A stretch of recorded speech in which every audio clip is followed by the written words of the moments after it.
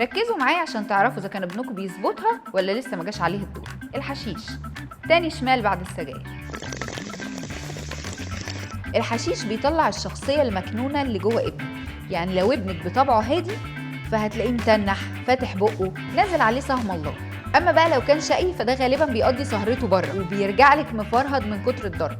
ده غالبا بيتجه للسرير على طول من غير لا سلام ولا كلام. اما بقى لو ظروف البيت مش ولا بد فغالبا هيرجع لك عينه مورمه من العياط مش من الحشيش. ما تيجوا يا جماعه كلنا نحضن بعض ونعيط.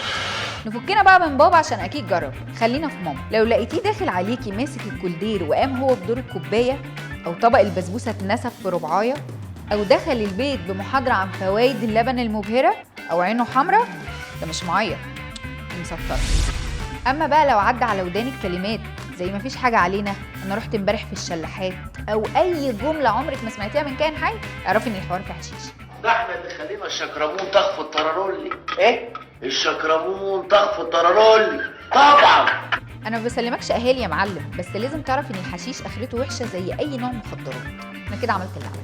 سلام عليكم.